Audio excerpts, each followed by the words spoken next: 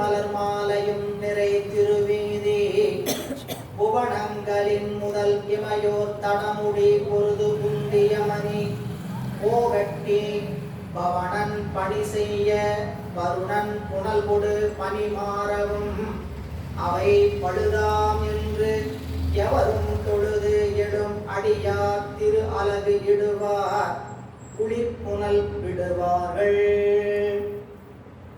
இரண்டாவது வரிய பொருள் முதல் எடுத்துங்க. புவனங்களின், எந்த புவனம்? தத்தம் புவனம். தத்தம் புவனம் 224 புவனங்களுக்கும் அதிபதிகள் உண்டு. இறைவனுடைய ஆணையின் வண்ணம் செயல்படுகின்ற அதிகாரிகள் 224 புவனங்களுக்கு அந்தந்த அதிகாரிகள். அதான் தத்தம் புவனங்களின் முதல்வராகிய இமையோ இவர்களுடைய தடமுடி பொருது உந்திய மணி. தடமுடினா தலையில அணிந்திருக்கக்கூடிய கிரீடம். தடம் அப்படின்னா அகன்ற தலையில் அணிந்திருக்கக்கூடிய பீடம். இந்த பீடங்கள் ரெண்டும் என்னங்க? கிரீடம். இந்த கிரீடங்கள் ரெண்டும் முந்துச்சுன்னா என்னதுங்க? மோதியது. அதான் சொல்ற, ஒரு தத்தம் புவனங்களின் முதல்வராகிய இமையோர் தடமுடி பொருது உந்திய மணிகளை மேலே கொண்டு முதல்வருக்கு வந்துருங்க. நவமணி சுடர்மணி நெடுமாலை. என்னென்னலாம் கீழே கிடந்ததுன்னு கேட்டா, நவமின் சுடர்மணி நெடுமாலை, கழுத்தில் அணிந்திருக்கக்கூடிய அணிகலன் மாலைகள், நறுமலர் மாலையும் கிரீடங்களில் இருந்திய சிந்திய மணிகளும் நிறைந்த திருவீதியில். அந்த திருவீதிக்குள்ள வராரு.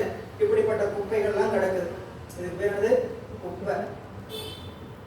வந்து இறை அடியில் தாழும் வானவர் மகுட கோடி பந்தியின் மணிகள் சிந்த வேத்திர படையால் தாக்கி அந்தியும் பகலும் தொண்டர் அலகிடும் குப்பையாக்கும் நந்தியம் பெருமான் பாதமல நகைமுல முடிமேல் வைப்பா. நந்தியம் பெருமான் திருக்கைலாயத்துல காவல் காத்துட்டு இருக்கிறார். இந்த திருமாலும் பிரம்மன் போன்ற தேவாதி தேவர்கள் எல்லாம் சிவபெருமானை பார்க்க வேண்டும் என்று உரிய காலத்தில் வராமல் அவர்களுக்கு ஒதுக்கப்படாத காலங்களில் வந்து முட்டி மோதியதனால் அவங்க தலையில் அணிந்திருந்த கிரீடமும் கையில அணிந்திருந்த அணிகள் எல்லாம் கீழே விழுந்தது. சாமி அது மட்டும் இல்லை, கையில சுருகிய வச்சிருந்தார் பிறகு. அவங்க தலையில் ஒரு அடி ஒழுங்கா வரிசையில வந்த லத்தி வச்சு போலீஸ்காரர் காவல்காரர் வரிசையில வாங்க அடிப்பார்ல, அந்த மாதிரி நம்ம ஆள் என்ன பண்ணாருன்னா லத்தியில வச்சு அடிச்சாராம். அடிச்ச போது கீழே மணியெல்லாம் விழுந்தது. அங்க தொண்டர் கூட்டம் இருந்தாங்க. எதையுமே கூட்டி பெருக்கலாம் குப்பையாகலாம் கேட்டா, கரையிலிருந்து விழுந்த மணி மகுடத்திலிருந்து சிதறிய அந்த மணிகளை, அதுதான் சிவ கைலாயத்துல குப்பை. கைலாயத்துல அதுக்கு என்ன இல்லை, மதிப்பு கிடையாது. திருக்கைலாயத்தில் குப்பைகளாக ஒதுக்கப்பட்டன. அப்போ அதையே தான் இங்க செய்தி சொல்றார். அது அப்படி விழுந்த மணி குப்பைகளை எல்லாம் ஏற்கனவே பவனன் என்பவன் காற்று கடவுள் வாயுதேவன் அவன் ஒரு கூட்டிட்டான் வாயை வச்சு.